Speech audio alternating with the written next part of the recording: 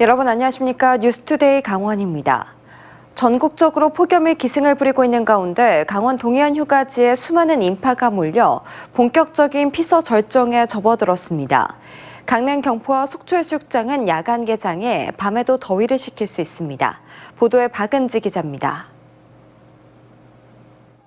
작은 금강산을 보는 것 같다는 맑은 계곡에 사람들이 물놀이를 즐기고 있습니다. 체감 온도 35도를 넘나드는 폭염 속에도 계곡물은 더위를 잊을 만큼 시원하고 물놀이 후에는 일행들과 맛있는 음식을 먹고 이야기를 나누며 여유로운 시간을 보냅니다. 나오니까 일단 계곡물이 되게 시원하고 가족들하고 이렇게 모처럼 쉴 수 있는 시간이 있어가지고 너무 좋은 것 같아요. 모래가 곱고 수심이 얕은 주문진 해수욕장에서는 맨손 조개잡이가 한창입니다. 투명한 물속에서 저마다 방법으로 조개를 찾다 보면 각자 그물망이 어느새 묵직하게 채워집니다. 시식 코너로 가서 잡은 조개를 펼치면 즉석에서 익히고 맛볼 수 있어 재미를 더합니다. 수심이 낮아가지고요. 아이들이랑 같이 놀기 되게 좋은 곳이에요. 게다가 맑고 되게 푸르잖아요. 그래서 한번 와보시면 되게 좋을 거예요. 경포해수욕장 오리바위에 설치된 다이빙대는 짜릿한 스릴과 함께 더위를 날리려는 피서객들의 발길이 이어지고 백사장 한쪽에 설치된 해수풀장 놀이터는 어린아이들이 물놀이하기에 제격입니다. 밤까지 열기가 이어지는 동해안, 운영 시간도 밤 9시까지 연장됐습니다. 피서 절정기에 접어들면서 개장 이후 가장 많은 인파가 해수욕장을 찾은 가운데 강릉 경포와 속초 해수욕장이 야간 개장에 연장 운영하고 있습니다. 조명탑이 밝은 불을 밝혀 밤바다에 내린 어둠을 밀어내고 한때 빗방울이 지나간 한산한 백사장에는 피서객들이 삼삼오오 모였습니다. 수영 시간이 넉넉해진 만큼 안전관리 요원도 추가로 배치됐습니다. 바닷물도 굉장히 시원하고 해가 졌는데도 불빛이 너무 밝아가지고 나오기 너무 잘한 것 같아요. 경포호수 특설무대에서는 전국 버스킹 대회 결선 무대가 열려 청년 음악인들의 열정에 관객들의 뜨거운 호응이 이어졌습니다. 속초해수욕장도 중앙통로 150m 구간에서 밤 9시까지 야간 수영이 가능하고 문화공연 행사 등이 함께 진행됩니다. 다만 바닷물 수온이 올라가면서 강독성 해파리 출현이 계속되고 있어 낮에도 밤에도 피서객들의 주의가 필요합니다. MBC 뉴스 박은지입니다. 강원 동해안의 수온 상승으로 독성 해파리 출현이 크게 늘어나 자치단체마다 피서객들의 안전을 위한 대책을 강화합니다. 속초시는 수영 가능 구역 바깥쪽에 상어 해파리 방지 그물망을 설치한 데 이어 수상안전요원들이 모터보트를 타고 수시로 해파리 접근 여부를 감시하고 있습니다. 고성군은 해파리가 출몰할 경우 입수를 통제하고 있고 삼척시는 주요 해수욕장에 그물망을 설치했습니다. 강릉시는 해상에 배를 띄워 해파리를 포획하고 해파리가 접근한 경우에는 전용 수거 장비 등으로 건져내 해변에서 처리하고 있습니다. 국내 최대 석탄 광업소인 태백 장성광업소에 이어 하나 남은 삼척의 도계 광업소도 내년 폐광을 앞두고 있습니다. 광물공사와 광해관리공단이 통합한 데 이어 석탄 공사까지 폐업 수순을 밟으면서 강원권 혁신 도시가 위축되는 건 아닌지 우려가 나옵니다. 보도에 황구성 기자입니다. 국내 석탄 생산량의 절반인 9,400만 톤을 공급하며 한국 산업화를 뒷받침했던 태백 장성광업소가 폐광했습니다. 남은 건 삼척 도계광업소 한 곳. 내년 6월 도계광업소까지 문을 닫으면 대한석탄공사의 생산 기능은 사라집니다. 석탄공사가 내년 폐업을 앞두고 있다는 예측이 나오는 이유입니다. 작년 말부터 사장이 공석인 석탄공사가 최근에 내건 사장 공모에서도 임기를 공사 운영 종료 시까지로 명시했습니다. 운영 종료를 앞둔 석공을 책임질 마지막 사장일 가능성이 큽니다. 산업통상자원부는 정부 공공기관이 해산되는 최초 사례라 조심스럽다며 다른 기관과의 통합이나 공사 청산, 존치 등 다각적으로 검토하고 있습니다. 이르면 올 연말, 늦어도 내년 초에는 향후 대책을 발표할 계획입니다. 수익을 발생할 수 있는 그런 어떤 영역이 제한적이다 보니까 어떻게 향후에 석탄공사를 운영해야 될지에 대해서는 사실은 제가 고민하고 있는. 도계광업소 폐광이 1년도 안 남은 시점에서 석공 내부에선 고용 불안에 시달리고 있다며 정부에 조속한 대책 마련을 촉구하고 있습니다. 저희가 어쨌든 원주 혁신도시 공기업 중에서도 가족 전체 이주율이 가장 높은 편이기 때문에 이 직원들이 폐광이 됐다고 해서 고용 승계나 어떤 통합이 되지 않으면 다 일자리를 잃게 되는. 정부가 여러 방안을 검토하고 있다지만 업무 유사성이 있는 광해광업공단과의 통합이 가장 유력한 것 아니냐는 분석이 나오고 있습니다. 광업공단 관계자는 광해 방지 등 사업이 연결돼 온 공단과 통합 가능성이 높지 않겠냐면서도 석공의 수조 원대 부채가 부담되는 것도 사실이라고 말했습니다. 이미 부채 8조 원인 광업공단이 2조 5천억 원의 채무가 있는 석공과 통합하면 빚은 10조 원대로 늘어납니다. 2021년 광물공사와 광해관리공단 통합에 이어 석공 폐업까지 강원 혁신도시 공공기관이 잇따라 줄어들면서 거점도시 육성을 통한 균형 발전 취지가 무색해진다는 우려도 나오고 있습니다. 큰 기관들이 문을 닫으면 지방시대가 발전에 저해요인이 되니까 제2공공기관이 원주로 와서 빈 청사를 채우고 강원 혁신도시 공공기관이 12개에서 10개로 줄어들 전망 속에서 연말 예정된 제2공공기관 이전 발표에 이런 상황이 반영돼야 한다는 지역 목소리가 높습니다. MBC 뉴스 황구선입니다. 지난해 강원도 공립유치원과 초중고등학교에 부과된 전기요금은 285억 원으로 재작년보다 42% 증가한 것으로 나타났습니다. 백승하 국회의원에 따르면 윤석열 정부 들어 전기요금이 오르면서 재작년보다 지난해 도내 학교의 전기요금 부과액이 42% 늘어 전체 학교 운영비의 5.14%를 차지했습니다.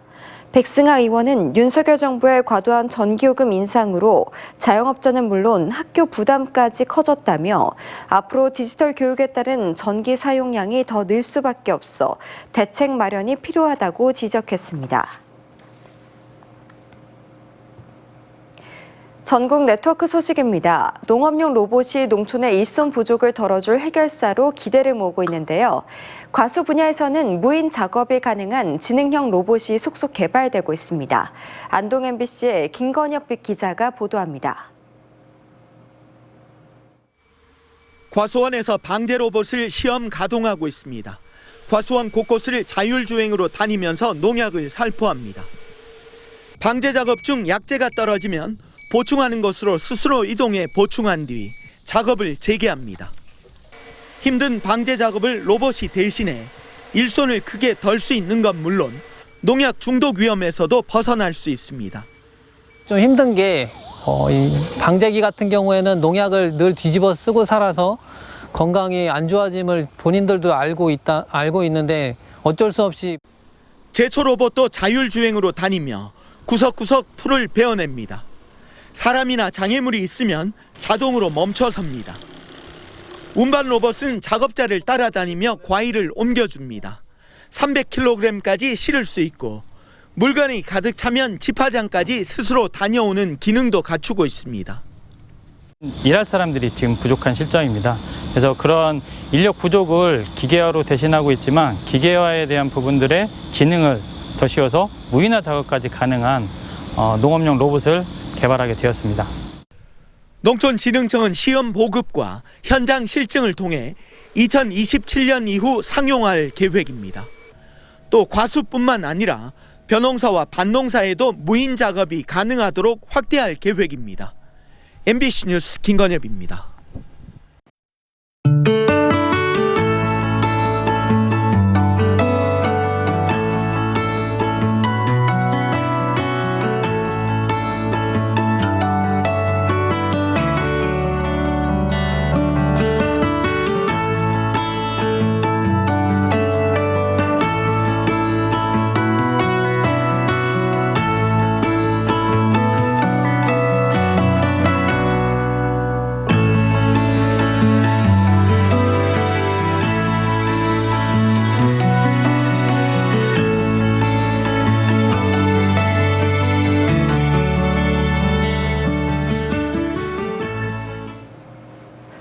동해시의회와 홍천군 의회 후반기 의장 선출이 한 달 가까이 진통을 거듭하고 있습니다. 동해시의회는 앞서 3번의 임시회를 열고 의장 선출 투표를 진행했지만 의석수가 4대4로 여야 동수인 상황에서 후보로 출마한 국민의힘의 박주현 의원에 대해 민주당이 무효표를 던지며 의장 선출을 하지 못하고 있습니다. 홍천군 의회 역시 여야 동수인 상황에서 전반기 의장을 지낸 박영록 의원의 재선출을 민주당 소속 의원들이 반대하면서 후반기 의장을 뽑지 못하고 있어 의회 파행이 장기화될 가능성도 높아지고 있습니다. 교도소 안에서 마약류 의약품을 거래하고 투약한 20대 남성 재소자 5명에게 벌금형이 선고됐습니다. 이들은 춘천 교도소에 수감 중이던 지난해 3월부터 2달 동안 20여 차례에 걸쳐 향정신성 의약품을 주고받거나 투약한 혐의 등으로 재판에 넘겨졌습니다. 춘천지방법원 형사 3단독은 이들이 교정 질서를 해쳤고 마약 범죄는 엄히 다스려야 하며 일부는 동종 범죄가 있는 점 등을 고려했다며 최대 1,000만 원의 벌금형을 선고했습니다. 강원지방 중소벤처기업청이 도내 소상공인들을 위한 정책자금 2천억 원을 지원합니다. 특히 이번 정책자금의 지원 대상은 민간 금융기관 이용이 어려운 저신용 소상공인들뿐만 아니라 나이스 신용점수 839점 이하인 중신용 소상공인들까지 확대됐습니다. 자금 지원을 원하는 소상공인들은 온라인 소상공인 지식배움터 누리집에서 신용관리 교육을 미리 받아야만 이달 31일 시작되는 자금 지원 신청에 참여할 수 있습니다. 춘천시가 무더위에 어려움을 겪고 있는 어르신들을 위해 경로당 냉방비 지원 비용을 인상합니다. 이에 따라 춘천 지역의 등록 경로당 368곳의 올해 냉방비 지원액이 33만 원에서 35만 원으로 오릅니다. 비용 지원은 7월부터 9월 사이 전기요금에 대한 고지서 실비 지급 방식으로 이뤄집니다. 춘천시는 또 겨울철 한파에 대비한 난방비도 연 185만 원에서 200만 원으로 높인다고 밝혔습니다. 제32회 강원도민 생활체육대회가 오는 9월 27일부터 29일까지 사흘 동안 횡성에서 열립니다. 육상과 수영, 축구, 야구 등 25개 정식 종목과 들어온 경기가 시범 종목으로 채택됐고 임원진을 포함해 8,000명의 선수단이 참가합니다. 횡성군은 현수막과 대형 전광판, 버스 정보 시스템 등을 통해 대회를 알리고 환경 정화와 숙박, 음식점 점검을 강화하고 있습니다. 폐광 지역의 석탄 경석의 활용과 관리에 관한 조례가 마련됐습니다. 강원도는 폐광 지역의 석탄 채굴 과정에서 석탄과 함께 섞여 나오는 암석인 석탄 경석을 산업 자원으로 활용하기 위한 관련 조례를 26일자로 공포하고 곧바로 시행했습니다. 이상으로 뉴스를 마칩니다. 시청해주신 여러분 고맙습니다.